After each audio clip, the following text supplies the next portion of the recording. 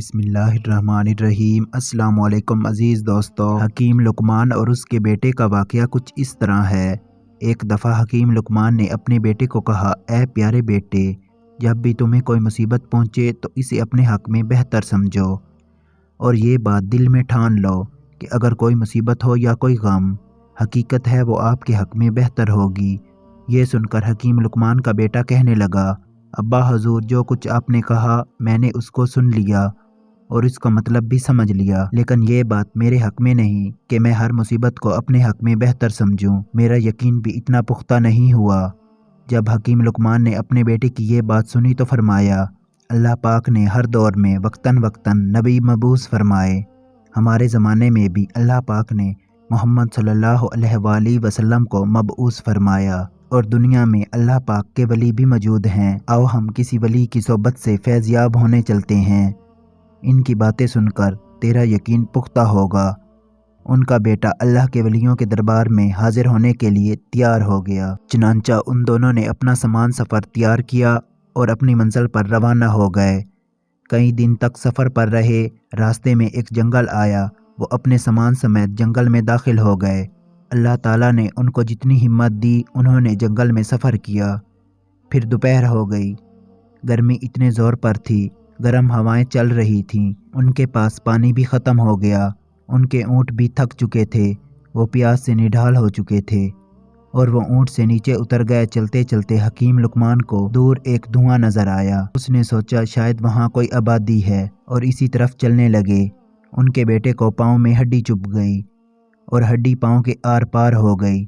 हकीम लुकमान ने वो हड्डी अपने दांतों से निकाली और ऊपर पट्टी बांध दी। इस जख्म की शिद्दत से आप घबराने लगे। हकीम लुकमान की आंखों से आंसू बहने लगे। उसका बेटा बेहोश था। जब होश आया तो देखा और कहने लगा, अब्बा हजूर, आप तो मुझे कहते हैं कि जब मुसीबत आए तो घबराना नहीं चाहिए, लेकिन आप मेरी इस मुसीबत को देखकर रोने लग गए और ये मुसीबत मेरे हक़ में बेहतर किस तरह हो सकती है? आपको पता है हमारे खाने पीने की अशिया भी ख़त्म हो चुकी हैं और हम यहाँ अकेले हो गए हैं।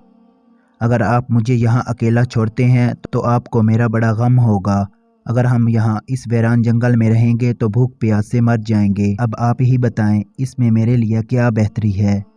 हकीम लुकमान ने फरमाया, ऐ प्यारे बेटे, मेरा रोना इस वजह से था, एक बाप हूँ और बाप का अपनी औलाद का दर्द एक फितरी अमल है। बाकी रही तुम्हारी मुसीबत में भलाई, शायद इस मुसीबत ने तुम्हारी कोई बड़ी मुसीबत टाल दी हो और ये मुसीबत इस मुसीबत के बदले छोटी हो जो तुझसे दूर कर दी गई है। आपका बेटा खामोश हो गया। उसके बाद हकीम लुकमान ने सामने नज़र की तो अब वहाँ पर कोई धुआं ना था। आप दिल में कहने लगे, मैंने तो इस तरफ धुआं देखा था, लेकिन अब वो धुआं कहाँ गायब हो गया। हमारे रब ने शायद किसी को हमारी मदद के लिए भेजा हो। अभी आप इसी सोच विचार में थे कि आपको दूर एक शख्स नज़र आया जो एक सफ़ेद लिबास ओढ़े हुए था और घोड़े पर सवार होकर आपकी तरफ बड़ी तेज़ी से आ रहा था। जब वो आप तक पहुंचा, उसने करीब होकर फरमाया, क्या तुम ही लुकमान हो? आपने फरमाया, जी हाँ, मैं ही लुकमान हूँ। इसने दोबारा पूछा, क्या तुम हकीम हो? आपने फरमाया, जी हाँ, मुझे ही हकीम कहते हैं। तुम्हारे इस नासमझ बेटे ने तुमसे क्या कहा है? हकीम लुकमान ने फरमाया, अल्लाह के बंदे, तुम कौन हो? इसने कहा, मैं अल्लाह का भेजा हुआ बंदा हूँ। जो आपने अभी धुआं देखा वो एक गांव का धुआं था जो अभी थोड़ी देर पहले ज़मीन में धंस गया। मुझे खबर हुई कि तुम इस शहर की तरफ जा रहे हो। मैंने अपने रब से दुआ की कि वो तुम्हें इस शहर में जाने से रोके, लिहाजा उसने तुम्हें आजमाइश में डाल दिया और तेरे बेटे के पाँव में हड्डी चुभ गई। इसीलिए तुम इस छोटी सी मुसीबत के बदले बड़ी मुसीबत यानी ज़मीन में धंसने से बच गए हो। और फिर इस बुज़ुर्ग ने अपना हाथ इस लड़के के ज़ख्मी पाँव पर फेरा तो उसका ज़ख्म फौरी ठीक हो गया। फिर इसने अपना हाथ बर्तन पर फेरा। हाथ फेरते ही खाली बर्तन पानी से भर गया। इसी तरह खाने वाले बर्तन पर हाथ फेरा तो वो खाने से भर गया और वहाँ से उसने आपको अलविदा किया। आप और आपका बेटा सही सलामत घर पहुँच गए। प्यारे दोस्तों, अल्लाह पाक से दुआ करते रहना चाहिए कि अल्लाह पाक हम सबको ऐसी तमाम मुसीबतों से दूर रखे। आमीन सुम्मा आमीन। इसी के साथ इजाज़त चाहूँगा।